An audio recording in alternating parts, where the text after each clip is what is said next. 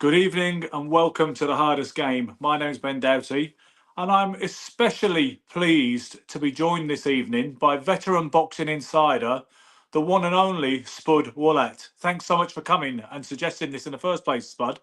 There's no problem, Ben. It's a pleasure. I often read your Facebook page in jealousy with the amount of followers you got and the bank of knowledge they got. It proves that boxing is still very popular in this country. And I'm going to explain at the outset for anyone who's not familiar. Spud is a veteran boxing insider, as I say. He worked famously with David Haye. He worked with the former Frank Maloney back in the day. I believe it was his early days in boxing. He's Mm. worked with lots of big names, including guys like Alexander Usyk, who will be very prominent in tonight's show, and Naoya Inoue. Spud as was diagnosed with Parkinson's a number of years ago. He's struggled with that disease very sort of heroically and bravely, and he's on tonight. And he wanted me to explain that if his verbiage is not the same as it was when he was like 25, then that is the reason. But he's a legend for coming on, and I think you're doing very well with that, Spud. You And know, it's very nice of you to say. I remember I was really hyper about boxing when I first contracted Parkinson's. And yeah, it's frightening the changes. And that's where me and David Hay fell out because he couldn't. He was a very generous person, but I don't think he knew how to handle it as well as me not being able to handle it. Does that sound right? yes, because let's tell the viewers before we start. You and I got off on, I don't know about the wrong foot. We got off on a less than friendly foot at first. My first cognizance of your existence was I remember it well. It was on Facebook. It was when I was writing for Fighting Fit magazine, which is now defunct. It was a sister publication of Boxing News, and Mm. I did this article that was about the evils or otherwise of sex on a fighter, the harmful effects or otherwise of sexual activity on a fighter in training. And the editor liked the idea, and he said, "We'll put David Hay on the cover because he's a sex symbol and blah blah blah." Then at the time, David was embroiled in some kind of relationship type scandal, whatever it was, it doesn't matter. And I jokingly said on another page, he was supposed to be the cover story for my sex article, the cover boy. I said, but the editor said we'd better drop him out now. And you inboxed me, said, "Hello, Ben. My name is Spud Woollatt. I am David Hay's online press officer. Very interested to hear the thoughts of your editor on David. Read that article. Remind me to tell David never to do an interview for that magazine again, or something along those lines." So straight away, you were very loyal to David, and you were on anyone like a harbour shark I'll, who you I'll be thought hon- disrespected him. I'll be honest with you, Ben. I was a right arse when I first started in boxing. But perhaps if you gave me a slight benefit of the doubt, I didn't know how to handle it. And the Yeah, one big favour Parkinson's done for me now is it taught me to be a lot more humble and a lot yeah, more approachable and a yeah, lot more helpful. So yeah. many people help me out, and But it's you know something, Spud? I actually feel friendships or relationships that are forged after an initial degree of hostility are sometimes more precious than those that you just got on from the off, because there is something special about someone you're like, I used to think I didn't like you, and or we got off. You remember we were arguing when we first got off. We've been well associated for years since then, and we've spoken, and you've given me little things with your ear to the ground. You hear things, you've given me little heads up over the years. And I I've think that got when I've got so much for tonight actually to do with yeah, Sky's contract. indeed, and we'll get onto that. But I think respect, which is hard won, actually feels a bit more special than something that was always a given. Do you know what I mean, Spud? I'll be honest with you, Ben. Boxing, like everything in life, it goes with the flow. But the one thing that I find galling, perhaps I'm being too much of an arsehole, in that some of these reporters who call themselves journalists, Yeah, um, they concentrate more on being the promoter's friend or the interviewer's friend than doing their job. Whereas people in our day said it how it is yeah.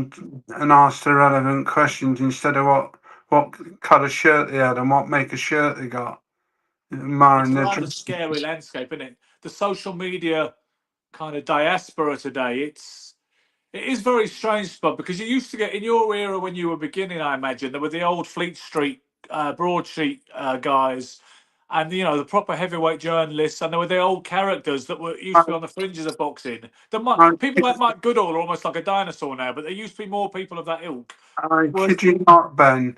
The press credentials list when I was working for Hennessy and David and um, Dennis Hobson, the press credential list used to be 15, 20, maybe 30 max. Now yeah, it's now it's virtually the whole of the flooring on one side of the ring. Going back in the big arenas goes into three figures, and people concentrate more on admiring the people they're looking to watch at the boxing and telling the truth and asking the relevant questions. and sometimes when you do tell the truth, or you are a little bit kind of more Get banned. older, yeah, you get trouble. Yeah, you said to me a few years ago, you said to me, Ben, I like what you're doing, but you're going to get frozen out, mate. You said to me, remember, that was about 12 years ago. You said, Ben, I understand where you're coming from, but be careful you don't get cancelled. You said to me, you know. I've been banned from a certain promoter for years. I shan't say what I said, but I was out of order, and yeah, just how it works. Boxing's a very much I'll scratch your back if you scratch mine. Yeah. Well, we'll cut to the Riyadh big show very soon, but just by the by, talking aloud, thinking aloud, talking aloud. I did an interview with Terry Marsh last week, and I haven't published it yet because obviously the material is sensitive. He read Frank Warren's autobiography, which was only available since October 24th this year. He takes exception to one particular thing that was in there, and he wants redress. So someone said do an interview with Ben. I did, but I haven't put it out yet because I'm not afraid to walk the righteous path, Spud. But neither do I want to die on a hill, which is nothing really, especially to do with me. And it happened over 30 years ago. So I'm still In, weighing it up.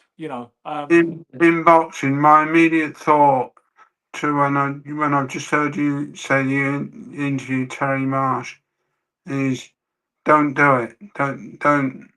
Yeah, Don't publish it because it's too much because of a hot potato. people are so hypersensitive.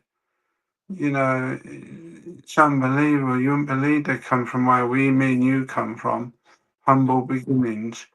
yeah.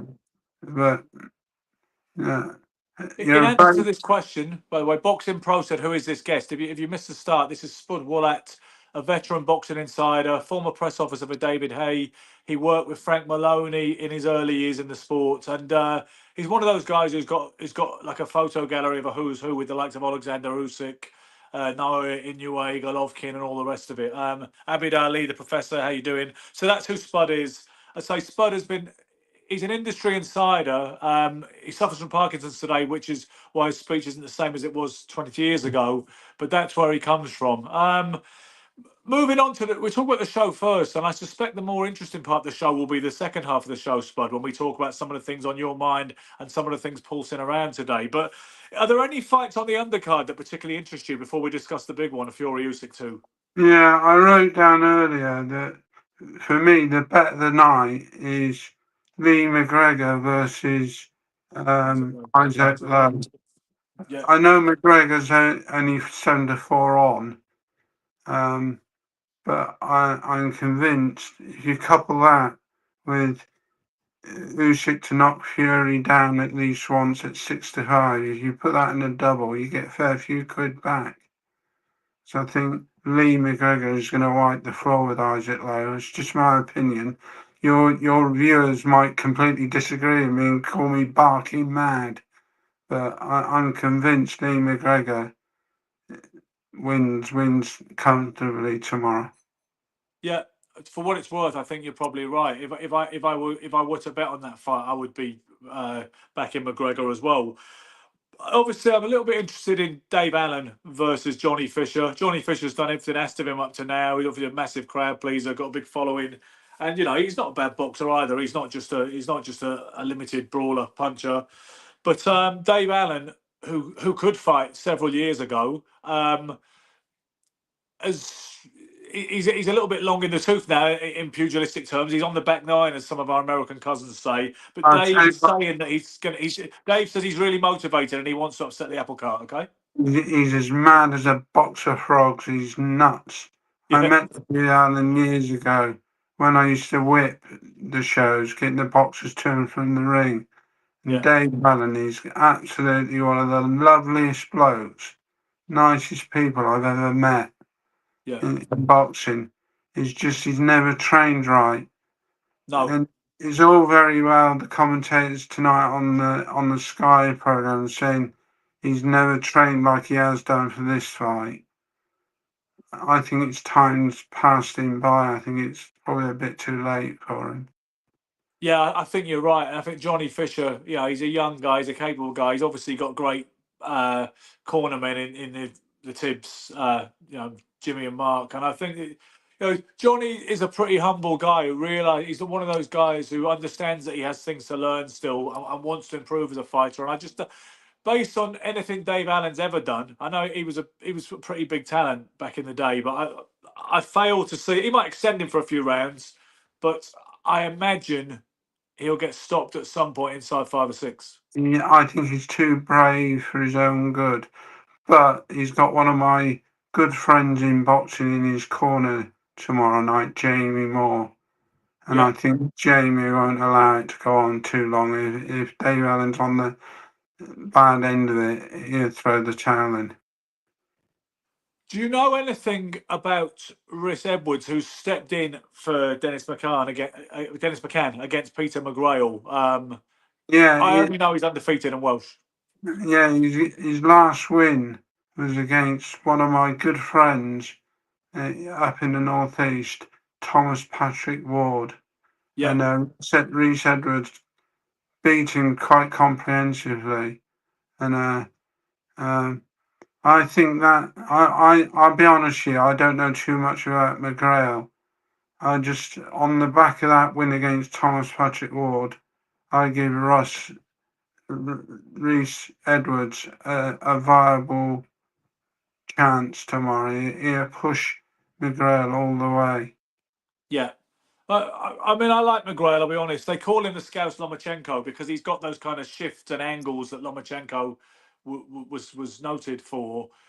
He got the one KO loss against the foreign fighter, but I fancied him to beat McCann for what it's worth. I mean, I don't know if you want to talk in any way about the failed drug test of Dennis McCann. It's funny, Spud, but a lot of the industry automatically seem to react with a kind of surprised shock and a bit of skepticism that Dennis McCann could be guilty, because I think it sounds rather weak in terms of reasoning, but a lot of people seem to be of the opinion that he just doesn't seem the type to dope and to juice or drug cheat, whichever way you want to call it, because he's a little cheeky, chappy sort of traveller, and Uh, people just don't associate it with him. I think what the problem is, and people will probably shout me down for this, Yeah, is boxing's gone down this confidentiality route yeah, far too much. It angers me that they say, "Why should you have to know?" Why should you yeah, have to know what happens in a board hearing and a WADA hearing and things like that? yeah. We spent 2 years. I won't mention his name. It's blatantly obvious who I'm on about. We spent 2 years second guessing what's going to happen. Well, you can mention Conor Ben. I mean, you can. It's out there, and there's been enough podcasts talking about him. But see, with Ben as well, at least with McCann, as soon as he was flagged, he was off the card. I mean, Turkey said posted on his Twitter, there's been an adverse finding. He won't be on the show. He won't be boxing Peter McGrail, and there will be no further discussion at this time. Whereas, maybe there should be some more transparency with that particular case, but with Conor Ben, it was the Daily Mail who leaked it, and they still wanted to put the fight on, even though they found out the public Wednesday on the Wednesday of fight week. They were still trying to get away with it at that point, weren't they? Until the 11th hour, and it was only a newspaper that blew the whistle, which is crazy, isn't it? Yeah, I'm a firm believer in telling the truth or being very straight with people. That's why, when you said you interviewed Terry Marsh, I come straight out with it. Don't do it, because I know how boxing works.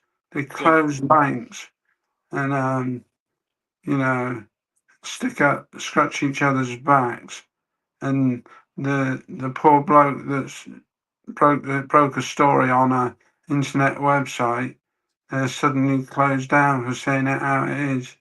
I just think there's no harm in telling the truth.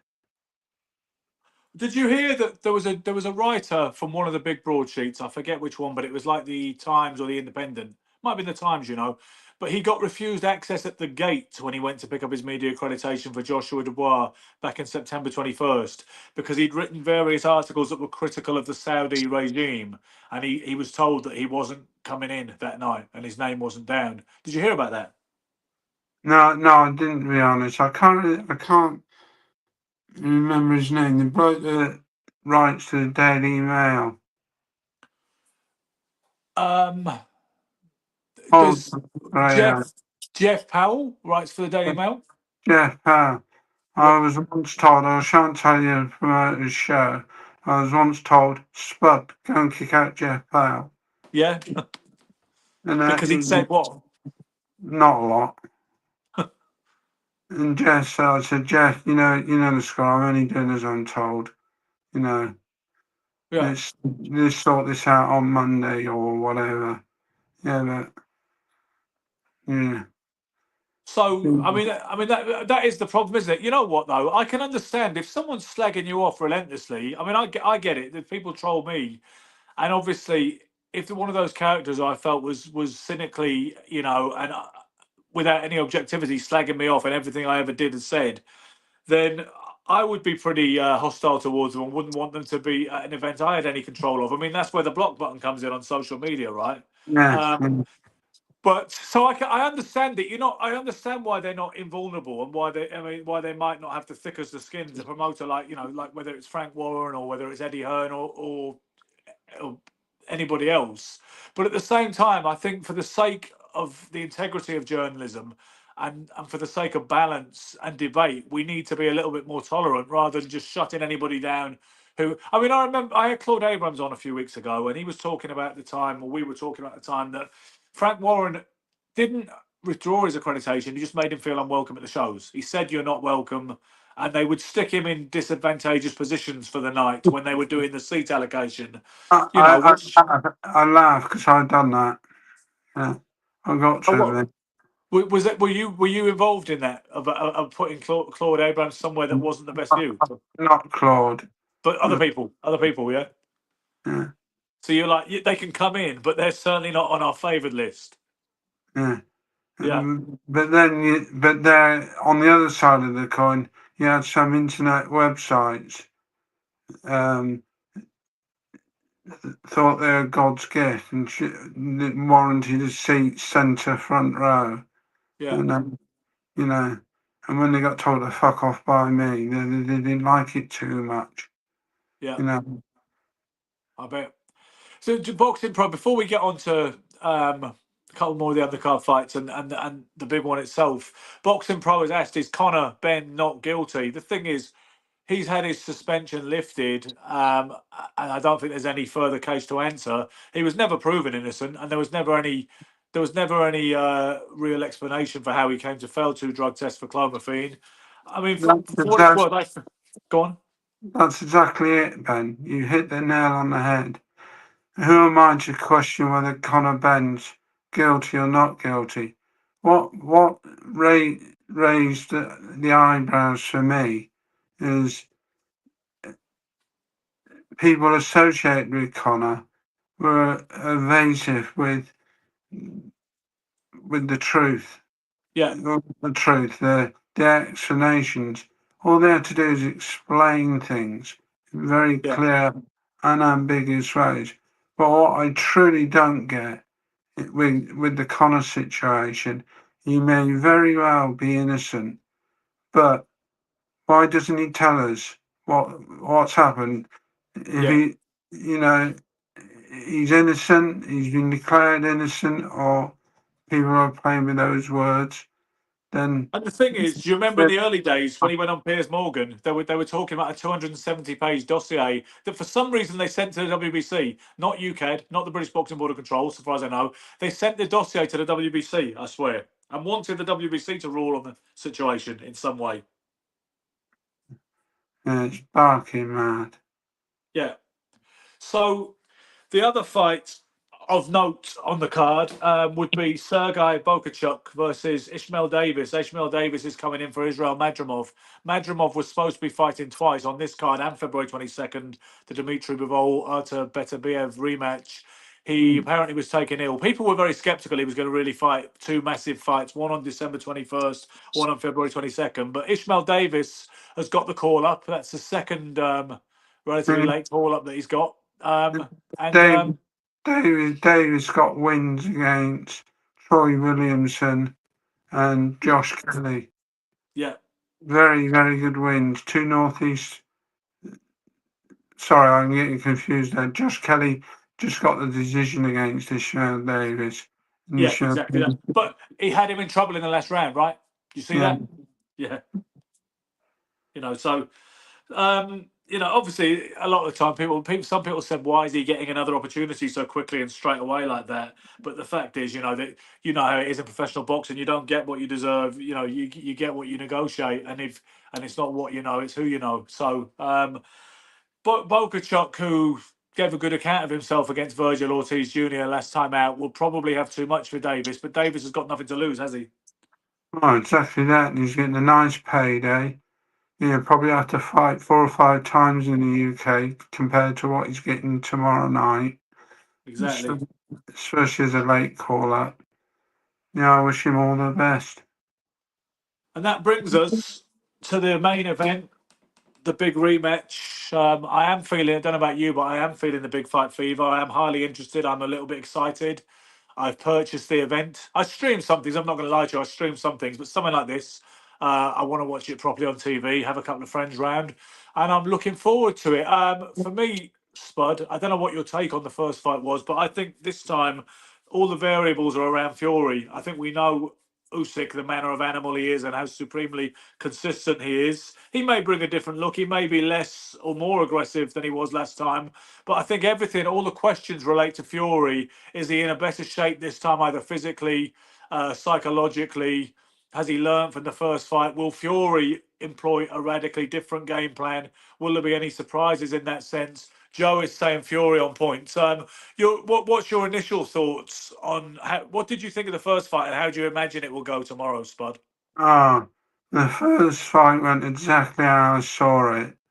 Um, Usyk's a notorious slow starter, and but this time, I think Fury's going to force his hand. In my opinion, Fury's got to jump on Usyk if he can catch him, and and basically fight a dirty fight if he has to. Do Yeah, every throw every trick in the book. But what's telling for me is I like seeing fighters' demeanour prior to fight night. yeah, The one thing you can say for Fury is he looks pretty serious, whereas that last fight he was joking around, and he had the circus in the town with him with yeah. the entourage. Um, uh, I honestly think Fury, Fury's gonna Fury's either gonna stop him in the first 4 rounds, Yeah. or Usyk's gonna eventually catch up by the eighth and knock him out. A lot of people are saying that there'll be a big assault from Fury early doors and he has a chance of pulling it off. And if he doesn't get him out of there in the first 4 or 5 rounds, then he's going to have problems. Were you surprised at the way Fury boxed him, but arguably boxed him too much the first time? Yeah, I mean, I think it's in the commentary after the 10th round when John Fury or one of the team was shouting, keep him away, keep him at a distance. And You got no worries, you've won the fight. Yeah, And I thought, bollocks, yeah, I had the fight level after yeah, 10 rounds. And yeah, I just gave Usyk the last 2 rounds and had him 2 up. yeah. This time, I think he definitely. Just- But the one thing I will say is because of the David Hayes situation and that fight getting called off with Fury, I've always disliked Fury. But what a fantastic bloke. He's a really nice guy. And he's had to battle with his demons all through. And yet he still ended up a heavyweight champion of the world. And he could possibly do it tomorrow night, but I don't think so. A lot of my friends, some of my friends anyway, are saying that they've gone anti-Fury and they're saying it's disgusting, his profane rants. That's no kind of persona that we want representing the heavyweight championship of the world and the richest prize in sports. And people say that Fury does not represent the noble science of defence in a good light. You don't agree with that, no? No, I clearly the one person that I think has been an absolutely superbly fantastic, whatever compliment you can give him, is for Gold Star, Spencer Brown. Yeah. He's been absolutely instrumental in changing Fury's fortunes. And I'm convinced, I could be wrong, he must have said something to the team and said, look, for the rematch, we're going to have to play it like this, do that. And Spe- and Spencer I Brown, he seems Spencer, to have. Sorry, go ahead, keep going. yeah, Spencer around it. He's absolutely fantastic, and he's my one tip, obvious tip that unless Turkey had a Sheikh employs him, he'll become a promoter in the UK and do well for himself. Because Spencer seems to have gone from a memorabilia circuit guy who put on the evenings with Nigel Benn and and Frank Bruno and everybody else, So, to I, this really big important leverage power player in world boxing. yeah, he met. I just can't speak more highly of Spencer. He's a fantastic guy. I regularly text him, WhatsApp him, and he always answers back. He's a lovely guy, and but don't get me wrong, you don't make the money he's earned through these dinner shows and Yeah, inviting Floyd Mayweather, Conor McGregor, and all the others you can name to dinner nights and make the money he has by accident. He's an yeah. absolutely fantastic bloke, and he knows how to talk to people and treat people. What do you think of the Saudi Revolution takeover? I mean, he's bought the Ring magazine. He relaunched it last night. They relaunched it in Riyadh. He supposedly has bought 13% of DAZN. Somebody says an entity which is owned by Turkey Al Sheikh purchased 13% share in DAZN this week. That was from Rick Glazer on Twitter. What it does, some people are suspicious and they think the end game's not going to be good because this guy's monopolizing everything. Other people are saying, no, we said for years that we needed massive intervention from an absolutely minted Arab. Otherwise, we were never going to see the reforms we wanted in boxing. What's your take on it at the minute, Spud? Um, People will probably shout me down for this, but is the big promoters are just going to get bigger. The smaller promoters are going to disappear. Small Um, hall in, yeah, in, in, in the UK? boxers are already on ticket deals where they have to sell so many tickets. And if they don't, they're off the show. I Yep. lose, and I just wish I'm going to come on to it later. Was when we deal with the Sky situation. Yes. I think more they should open the doors and so many weeks before a fight, whether it's 10 or 12 weeks before a fight, the boxing board have purse bids for title fights, domestic title fights, and the promoters can go to the trainers or their managers and bid for them and then say to Sky, look, we got so and so and so and so to fill the show. Is that enough quality control for you? Yes or no? And give the smaller promoter. We got a promoter up in this neck of the woods in the northeast, Job's Boxing. Yeah. Excellent promoter, trying to do things the right way. And I wish he's been given a chance, but um, I don't hold my breath on that one. And I think you're right. That's it. It on at the top level, the elite scene. We're seeing a lot of kind of some pleasing revisions and the best fighting the best, bigger fights getting easier to make, really stacked cards, tolerable start times because of the lack of time difference between Saudi Arabia and the UK, at least for us on this side of the pond. And America, they get it even earlier. They get daytime viewing. But at the same time, the small hall, people are arguing what will happen to the bottom of the pyramid and the grassroots boxing in this country, which has been ailing and on life support for years, really, because of the thing. Because you know what? There's not an organic audience for it anymore. I imagine back in the day, dating back to the 60s, the 70s, the 80s, and even perhaps part of the 90s, there was an organic audience. Some promoters tell me you used to be able to put up a poster in the village square and you would fill a venue sometimes, or you had a couple of local battlers who were popular, and that was that. Today, there is no organic audience for grassroots boxing, is there? Which is why you get this ignorant audience that is made up of sections that has only come to see one fighter on the bill. True? Yeah, but that has partly to do with the promoter as well, because what I will say is white collar boxing and Yeah, misfits boxing.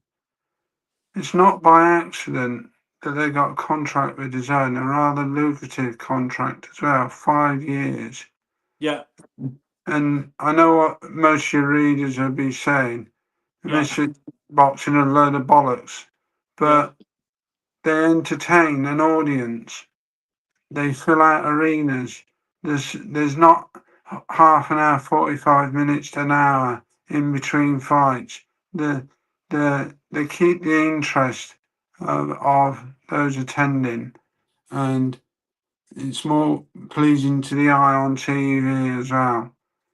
That I just think if you're going to promote a show, do it properly. Don't just do it half-heartedly. And Misfits and the Kelly Sarland and the way he runs that operation is absolutely superb. I'm biased because I've worked with him on the WBSSS. yeah, Um, he's a fantastic promoter. He's nuts, but he's a fantastic promoter. yeah. I remember you pulling me up actually. I did an interview with Callie one time back in 2017 before George Groves fought Jamie Cox. That was a WBSS early rounds, quarterfinals perhaps.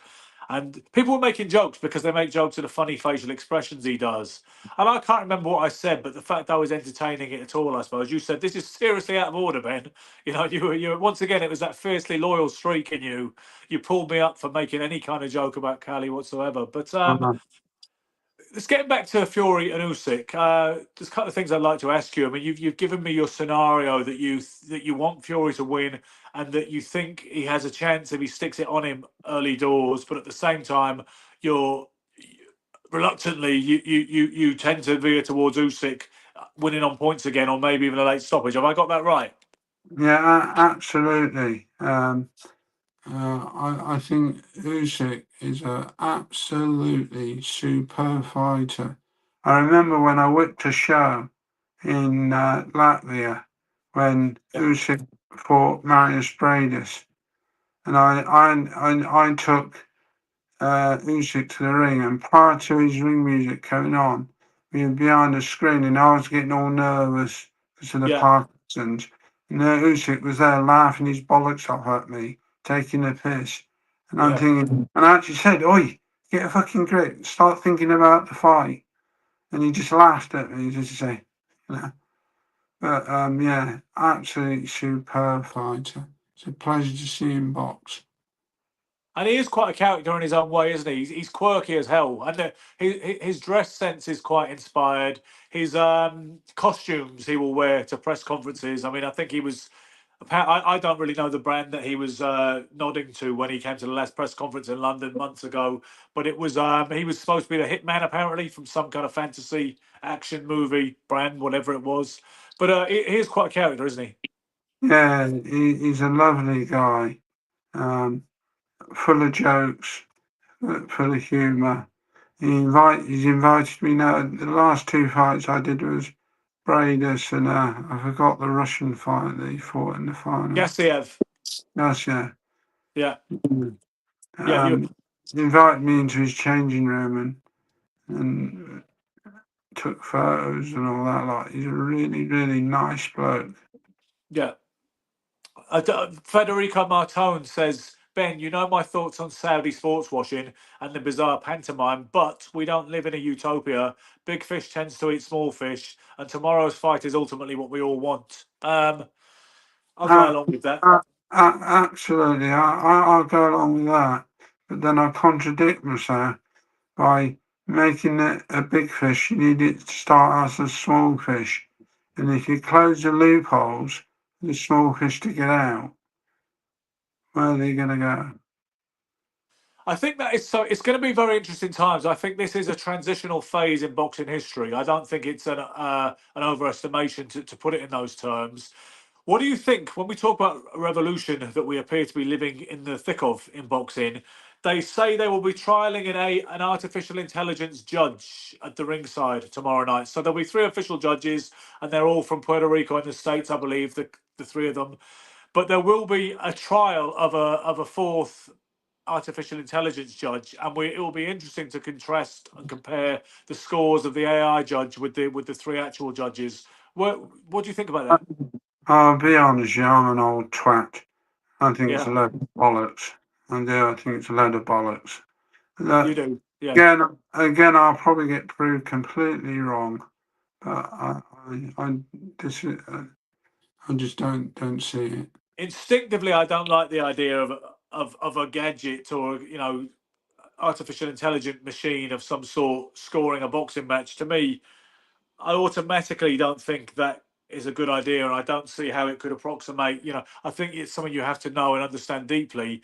But the only thing I would say is we've got such a problem with judging in boxing, whether it's corruption, incompetence, a mixture of the two, that I'm willing to almost try anything as an experiment, at least, because I think we have such a problem with judging in boxing. Would you not agree with that, at least, that there's an issue? Yeah, there's an issue, but you could say football's fucked with VAR. You Yeah, know, yeah, so wherever you look, I suppose that, and by talking about this now, boxing's fucked, football's fucked with the decisions they make. Why yeah, not try the AI, I suppose? yeah. Um, It will be interesting, and I hope, Spud, I hope it is an advancement on punch stats, because I always think it's funny, people will slag off known judges with a track record saying, oh, that guy must be blind, or I don't know what fight he was watching, when they know who the judge is, and they know that they can go on BoxRec and check his form if they wish to, and sometimes they know the judge by repute because he's judged a lot of world title fights and such. But they'll hold up the anonymously compiled punch stats like they're the holy grail. They'll say, like Glenn Feldman doesn't know what he's talking about because look at the punch stats, and I'm like, well, yeah, but you don't know who did them, do you? You don't know who's. It's still another human factor, isn't it? It's still another human construct. So why mm. do people trust punch stats so much when they will regularly lambaste the actual officials? I'll tell you what I saw in Latvia, going to Latvia and talking about judges. The Latvia board insisted that every judge that was scoring a fight wore headphones. Yes, At interesting. least it might not have done any good, but at least they're trying to make change. I think it's a good idea. I think you can be. I mean, obviously, you're an intelligent person who knows boxing and experience, but How many times do you hear when a fight's going on the ring, the trainer and a certain fight going, "Oh, what a punch! What a yeah, punch! It's great, great." They're not doing it to cheer their fighter on. They're doing it to influence the judge. they absolutely are. They're trying to blag it sometimes. I mean, yeah, I think sometimes they're trying to give their fighter confidence, but you're right, Spud. Nobby, They're Nobby, trying not. to create a narrative. They're trying to create a narrative, and sometimes you feel like saying, "Shut up," because your man did not land that right hand that you're cheering him for. That was blocked on a shoulder or whatever. So you're right. Why not have the judges phased out so they can't hear They could even judge it remotely, in a soundproof booth somewhere where they had a great. I mean, all right, maybe they need it in 3D. Maybe they should never be watching it on a screen. I'll accept that. But I think the noise cancelling is a great idea. Mm. But Yeah, so if you were going to make a final prediction, suppose you were, I don't know if you ever were a betting man or if you have any interest in that, but suppose you were compelled to place a modest wager on tomorrow night's fight, where's it going to go, Spud? Usyk round 6 to 8.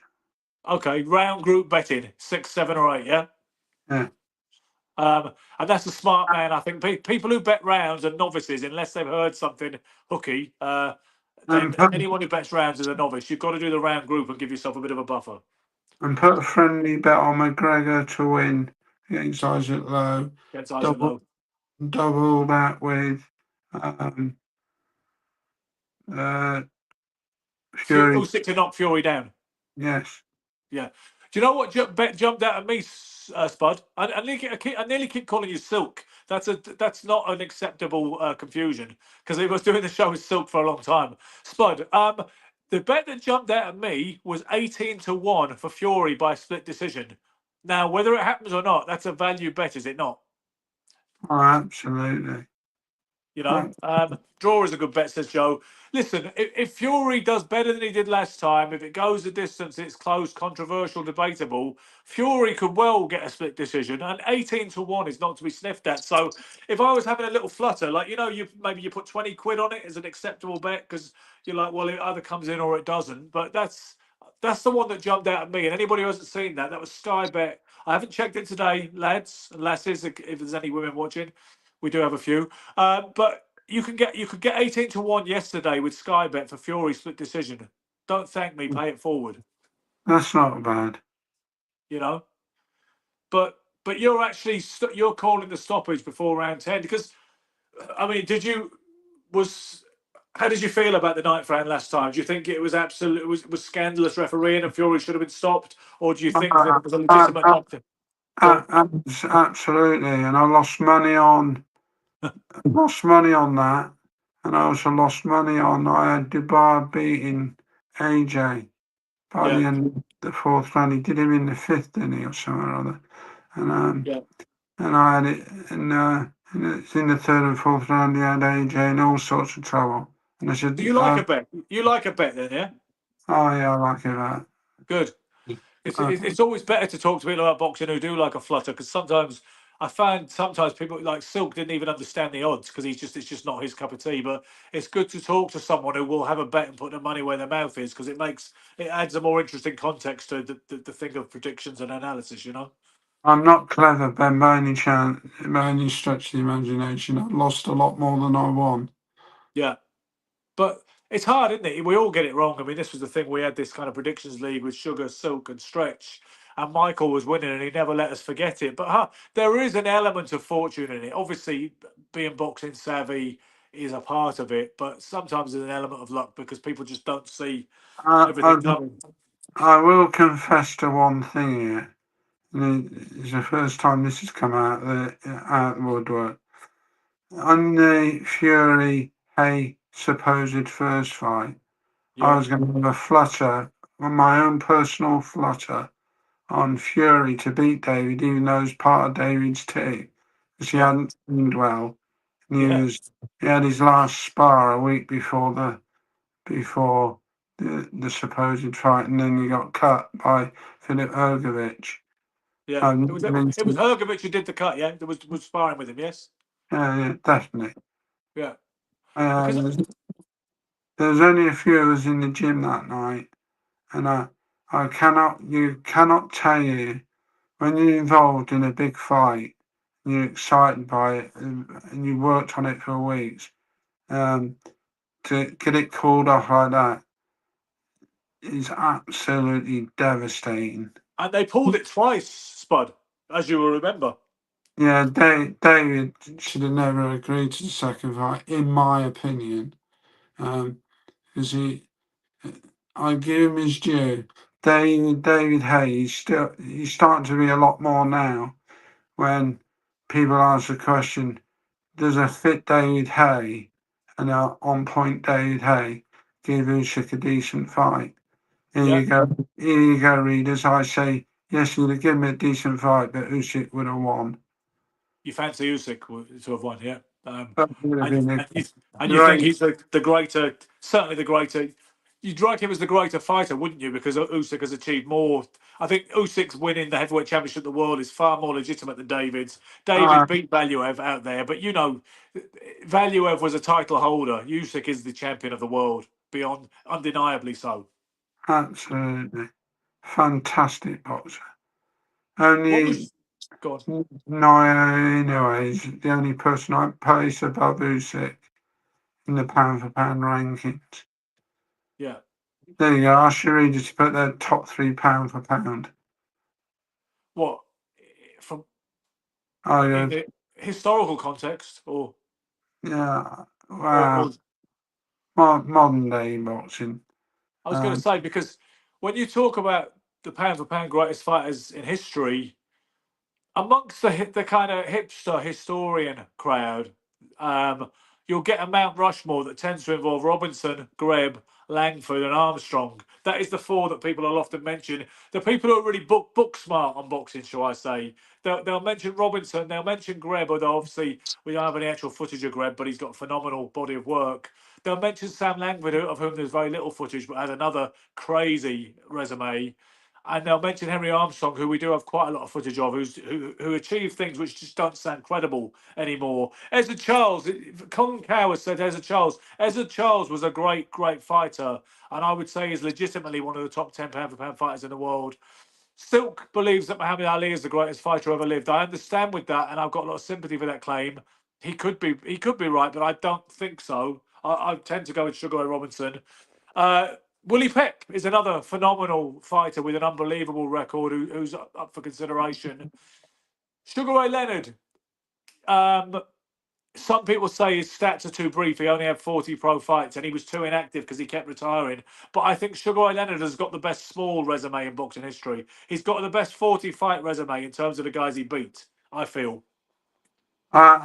I'll be honest with you, Ben, I'm useless on past. Yeah. I only know me boxing in the last 20 years. Um, Yeah. So Joe says why people are so high on Jack Johnson. I'll never know. You know what, Joe? I'd like to do a separate show about that, and I could talk about that. And I'm with you. Johnson looks terrible on film. I'll say that much. Cotton Cow says modern days you could argue Sugar Ray Leonard and Oscar De La Hoya. Listen, you can't put Sugar Ray Leonard and Oscar De La Hoya in the same sentence. Oscar De La Hoya is a 9 out of 10 all-time great. He's not. I would say Oscar's a borderline great. Sugar Ray Leonard is a stone cold all-time great. It's not fair to put them in the same sentence casually like that. Ray is a way greater fighter than Oscar was. Don't know if you agree with me, Spud. I hope so. Quite emotional about Ray. I'm not emotional about much, but I'm emotional about Ray Leonard. I bow to your knowledge. Okay. There were other things you wanted to talk about, Spud. One of them was about the Sky situation. Before you start, I'll frame it that Frank Smith said quite recently, last 4 weeks in an interview, I believe, with whatever platform it was, I lose track. He said that I don't think that Sky are going to renew their deal with Boxer. Boxer they haven't built any stars. They haven't had the growth that they should have, that Sky would have been looking for. And you told me earlier today that contract is well up for grabs. Yeah, it's well up for grabs.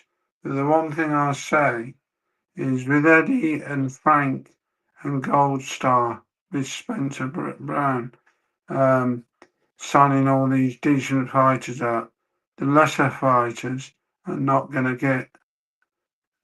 Out gonna get a a chance. platform, yeah, And the one thing that worries me, Sky, whether we like it or not, have been fantastic to British boxing for the last 30 years. They showcase boxing, yeah, been superb in their coverage overall. I mean, yeah. and it'd be a shame to see them bow out and become purely a pay per Review view. platform, yeah, for Yeah. fights without a regular programming. I mean, where do you stand on Ben Shalom and the Boxer brand? I mean, how do you like his performance so far? How do you like his energy? In my personal opinion, is on one hand, because I know John Witchhusen, who works with for Yeah, Ben, and Johnny Wicks. I know another guy that works in there. Um, on one hand, he's done fabulously well since he started from scratch. On Yeah, the other hand, some of his shows are like watching paint dry. That's yeah. purely my opinion. And the zone with Eddie, you got to give Eddie his kudos. He's made millions and millions. It's all very well as criticising him. Opinions are like arseholes, you know, sometimes because Eddie's made an awful lot of money at monopolising the sport. He's Uh, well, but he doesn't have a monopoly right now, does he? Because I would say Frank Warren has every bit as much leverage in the market right now as Eddie Hearn does. The other thing with Eddie is he's getting flack at the minute. A lot of people across the pond are saying he doesn't know how to build fighters. His fighters are getting beat all the time. He's getting prospects beaten all the time. Eddie says, no, bollocks. If you can't beat this level of opponent, then you're not going to make it. And that's the harsh truth. That's the price of your education. But Eddie, it's been interesting because Eddie it wasn't the game changer people thought it was him moving to the zone, was it? I mean, I know Frank is moving to the zone in the new year away from TNT Sports, but Warren, if anything, could be in pole position right now, which I'd have never seen coming 10 years ago. he's done fabulous. Yeah, Whether we like it or not, Frank Warren has done absolutely fantastic. yeah. His longevity in the sport is outstanding, and for him to come, he must be clapping his hands. Yeah, Turkey had steak coming along, and one yeah. of the And for me, Warren is the greatest British promoter of all time in terms of his longevity and what he's achieved. And that's the thing I like. I do like Frank Warren. I think it's very hard not to like him. Just because I was chatting with Terry Marsh the other day and we did an interview on camera, which I'm still deliberating what to do with. I've never been anti Frank Warren ever. I found one of my favourite interviews I ever did was with Frank Warren. I was excited the day before we did it, and not many people give me that kind of feeling. Warren was already big in the game when I was a little kid, so.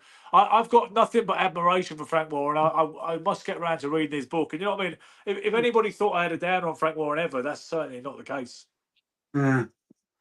The one thing, can I just go back very briefly while it's on my mind?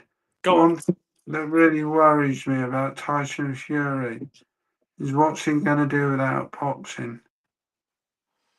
Well, quite, because I think that's why he's still here, even though he's earned, gazillions of pounds and he's, I wrote it on the sheet here. Fury doesn't need the money. yeah, He doesn't. he needs the Even spotlight. even with all the kids he's got, he still doesn't need the money. He's got more money than sense, to be honest. And he's a top guy when you get to know him. Um, and I just really worry. I hope Spencer Round gives Tyson Fury a really good job. In the organisation. Do you see him behind before the cameras and commentating and being in the studio? Is he one of those guys? Is that going to work post career for Tyson Fury, like it has done for Johnny Nelson, for instance? He's For one got too, example, he's got too much of a potty mouth, as I say. You probably say how it is, and you probably tell the presenter to fuck off because or something. that's interesting because you can do it as a fighter, can't you, Spud? You can in this era, in the IFL TV era, as it were, you can say what you like, and they will swallow it. But you can't do it if you're a presenter, can you? If you're on the broadcasting side, you can't do it. And you can't do it when you're on Ben Doughty's talk show. I do swear sometimes. I think I'm not swearing tonight in deference to you. We've said a couple of things. You said bollocks at least once, I believe. I've said something, but I've actually been quite unprofane tonight. I am given to a few kind of liberal curse words if I feel it helps my kind of oratory flow, but not tonight so much. I think we've been quite civilized so far, you know. Yeah. To, to, But to, to go back, to go change tact again, to go back to the promoters, I think are in prime position the to Sky, yes, with Sky is Wasserman, VI, Wasserman, VIP Boxing, Steve Steve Wood, Wood, and I forgot the other one. Who else was it? Could it have been? It was GBM. Izzy Yeah, but Aziz. I personally think, it's just a guess, I don't know anything. I personally think they're going to BT. You think? Oh, sorry. You think GBM will go because GBM, which is Izzy Aziz, is a Sheffield-based promoter. Nice fella, he seems to be. He's on the zone right now, right? He's had the zone coverage in recent shows. Yes. Yeah, I'm You just think he's going on to step in at BT when Warren leaves? Yeah. perhaps. Yeah. And then the Dennis Hobson, another top man. But Yeah. he's got signed some named fighters. Wasserman, in my opinion, are in prime position to. Get the Sky contract That's just my opinion. because they've been dealing with Channel 5 most recently, right? Yeah, Yeah. and Which is a terrestrial platform. It's good to see boxing on terrestrial TV. their event management, as I call it, the layout of the arena to getting the fighters to the ring on time to putting on decent fights. I think they're very, very good. And with the I key, attended Charlie Edwards versus Thomas Asomba, which was a Wasserman show, and the media section was good. We all had workstations and things we could actually work with. It wasn't just there's your seats; it's the green seats over there. Go over there, and you brought your own stuff. They had it set up for what people who were actually credible reporters might need. You know what I mean? That was what I noticed with their event management and provision for the media. yeah. Again, I'm influenced by them. I worked on the WBSS, and it's not Yeah, by accident. I look at someone like Cally Sowland, absolutely top man. What he done for the WBSS and his brother Nissa, and what they're doing, albeit people hate it, Misfits. They're yeah, making a huge success out of Misfits. They made a huge success out of the WBSS, and their father monopolized Eastern Europe and Germany, and yeah. promote some fantastic fights there. It's not by accident. They're they're still around and they're still talking big time boxing. So, do you feel that Ben Shalom and Boxer will get there? Will not be renewed at Sky? Um, yes, I think they'll get a renewed contract, but it'll be at a reduced rate. Again, And it's my personal opinion, and I think I'm right. I'll be right on it. Is Benner gets so many shows, and then he'll be either told to do it in association with, or to give some shows up. it won't be exclusive. No, definitely Yeah, not. In my yeah. not the Because that was not the that was what conversation. Frank Smith was saying. They said they hadn't built any mainstream stars in the. I believe they've. I'm not sure how long they've had the contract for. 3 years, the deal for maybe. And he said they haven't built any stars in that time. Who can stand on their own. I mean, ultimately, these days people talk about pay-per-view stars, don't they? Guys that Yeah, can that can carry that. Frank Or gets on my girls. Frank gets on my tits a bit. Is if he's really being honest, he's just having a pop at boxing and sticking a boot in my opinion. Yeah, Yeah, you know, when you look at it from one angle, where Ben Shalom was 3 years ago to where he is now, he's yeah. not bad, even if they are other promoters fighters. It's not done bad. He's put on some good shows. It's just it doesn't warrant a monopoly on the Sky contract. He's not done that well. He's done well, but he's done to get out a fair share. Yeah. Lauren Price and Chris Billings-Smith are with Boxer, says Kung Kao. I see that Natasha Jonas and Lauren Price are boxing next March, I believe, at the Royal Albert Hall. I think it is, which is obviously that will be a Boxer promotion. Have you taken a particularly big interest in the female game as it's grown over the last 10 years, Spud? If I was honest, I'm an old fart, and Yeah. I don't like seeing ladies getting punched. No. Some people Uh, say that, and it's fair enough. It's. goes into, but you can't fault KT Taylor, Lauren Price, and all that. They had some fantastic fights, and who else is it? Oh, the name escapes me. Jamie Moore's fighter. That would be Chantal Cameron. Chantal Cameron, who obviously had the two fights with Katie Taylor. Yeah, Yeah. great fights. So I didn't feel comfortable seeing them beat the shit out of each other. Michael Olajide thinks that they're not defensively savvy enough, and he says these girls, they were one of the reasons why the fights are entertaining. He said is because they don't have any defense, or what he would regard as defense. You know, in terms of a guy who operated in the elite echelons of the professional game in the era that he did. But he said because somebody was talking about the massive amount Katie Taylor earned on the Netflix card, which also had Mike Tyson and the other fella recently, and he said when somebody said how much she'd earned and the astronomical purse she got, Michael Olajide said she should use it to buy a defence. He thinks the women take too many shots, and he postulates that there might be a bit of a backlash in a few generations' time when if you see the legacy of punch-drunk female fighters, that may be something which affects public opinion retrospectively. Do you know what I mean? Yeah.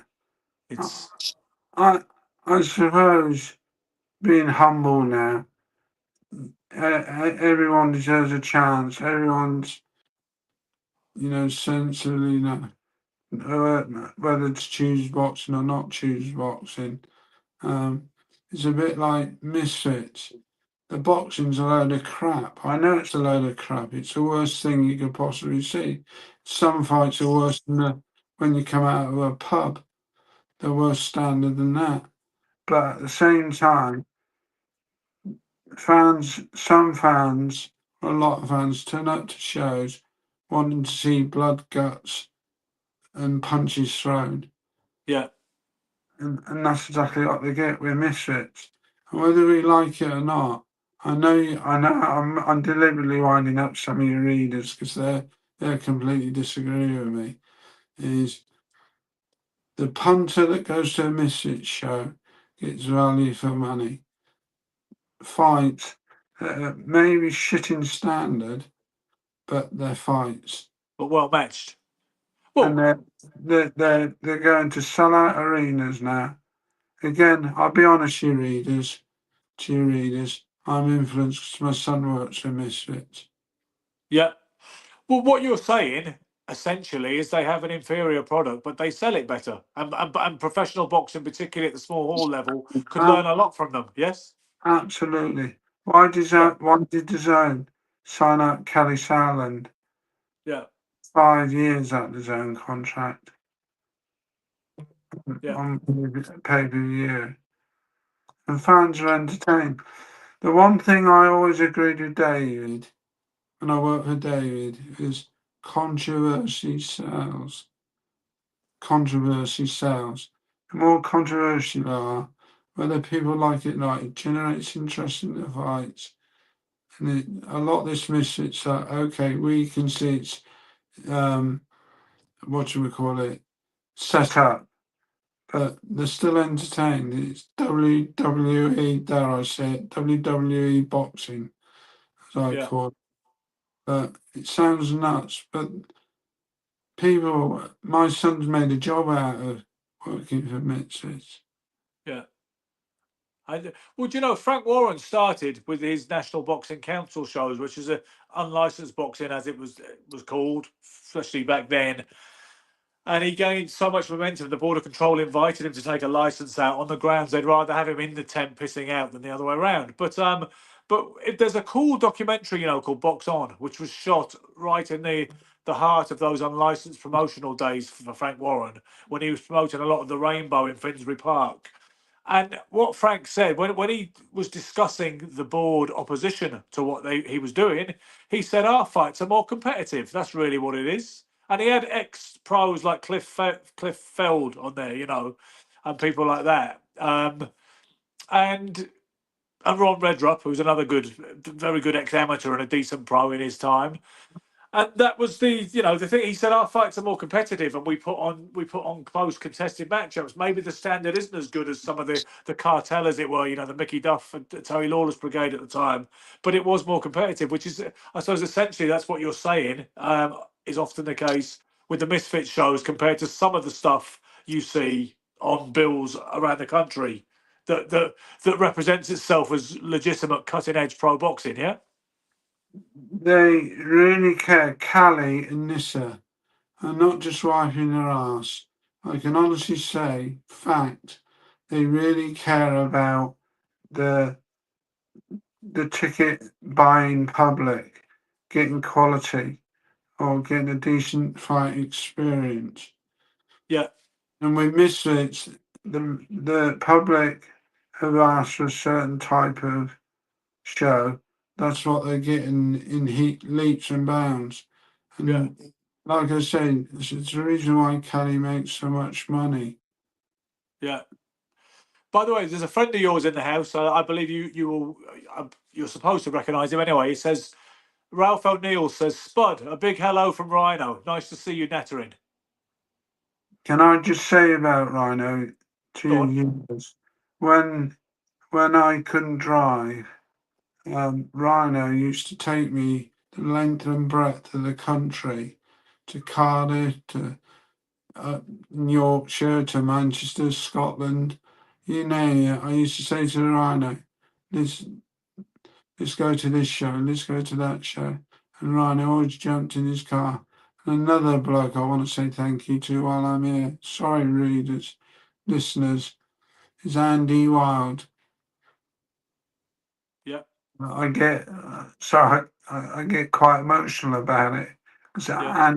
Andy Wild, for 15 years now since I've had Parkinson's, has driven me to the length and breadth of the country to going over to Latvia to look after my back. Yeah. All because I had Parkinson's and I could continue living the dream.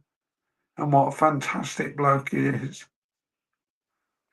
Yeah. I can see the emotion as you say that. And I think, Spud, you do inspire people. Well, you are well liked, and there's a lot of people rooting for you. And I appreciate the way you've spoken about your Parkinson's condition and the good days and the bad days on Facebook.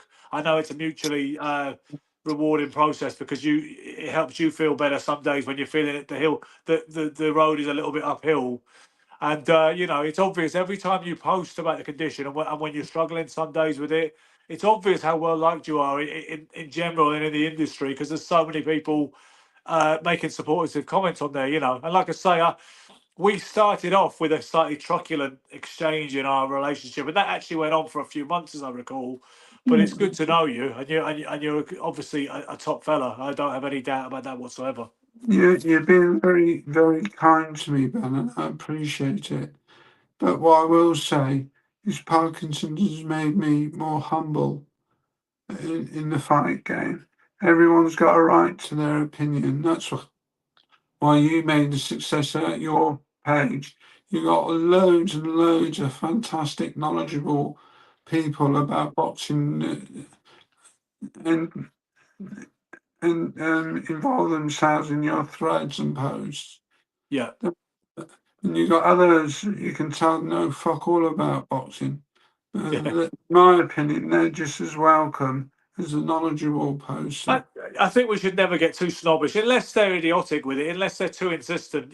But people who want to learn, who say, I'm not that good on this area or I don't know much about this, we should never be too elitist. And I need to be careful with that because over the years I have been guilty of being a bit scathing to some people who just honest to goodness are not as that knowledgeable about something, but they're enthusiastic. And why not help them? Why not help them grow in that and encourage that enthusiasm? So I must be careful not to. I've got more humble since I've been sober, but my years of drinking alcoholically, I was a bit more of a handful. But you're right in that they are just as welcome. And I always say it's not just the pages is a thing that's grown organically over the years. But I always say to people, it's not just me. It's like you say, the fantastic collection of people who regularly contribute, who are so knowledgeable and have got such great insights. As I call it, the boxing family. The Yeah, box exactly that. exactly that. If it wasn't for the boxing family, I'd probably be in the box now. And I mean, that's serious. Yeah, People, yeah, so many people have gone out their way to help me.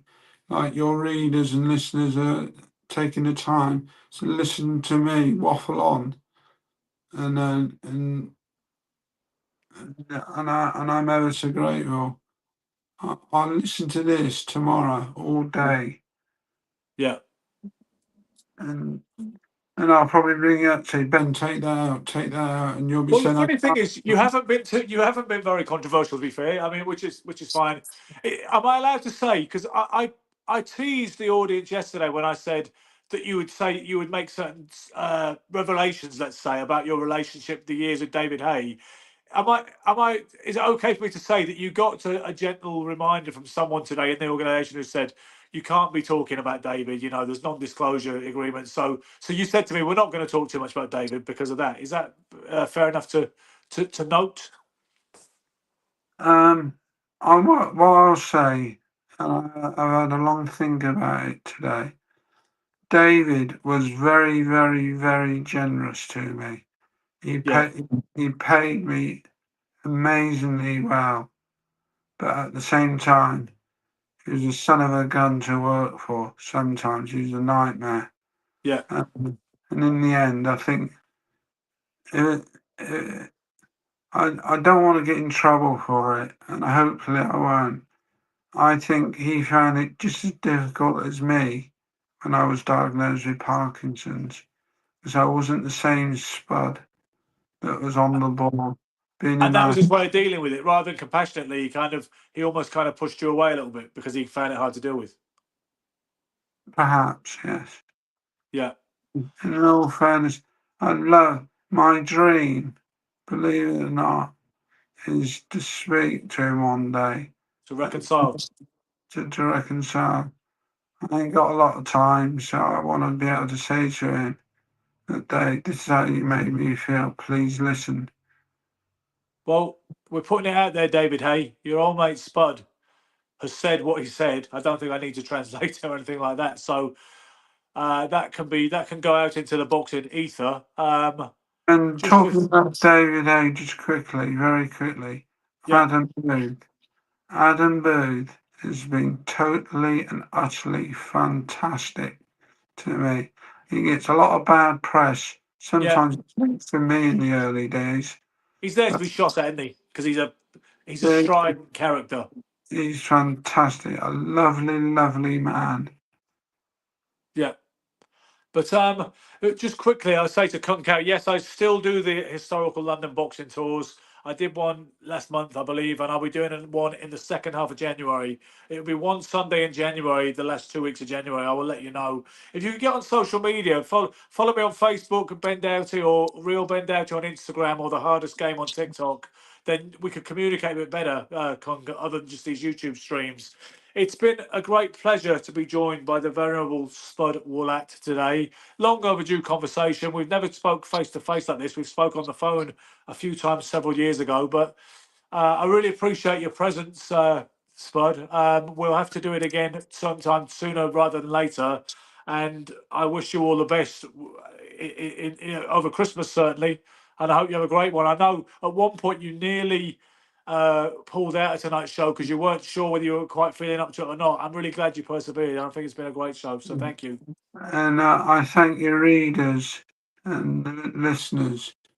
You do fantastic. You're doing it by supporting Ben and other websites like Botrick. You're doing a fantastic turn in your own way in supporting boxing. If people don't like your opinions, fuck them. That's a mic drop moment. Spud Woollatt, thank you very much. I'll give you a shout later on tonight, Spud, just to check you're doing okay. But thank you very much for the show, guys. If you haven't already subscribed, then why not press the subscribe button. After it uploads, you can leave comments if you want. That seems to help. We just keep driving forward. We'll be back. I'm looking forward to tomorrow night. I am excited. I have got big fight fever, and I'll be back on Sunday to chew the fat and the post analysis post mortem. Be there or be nowhere. Good luck to Spencer Brown, Tyson Fury, and the other Brit fighters on the show. do yourselves credit and come home with the bacon. There we go.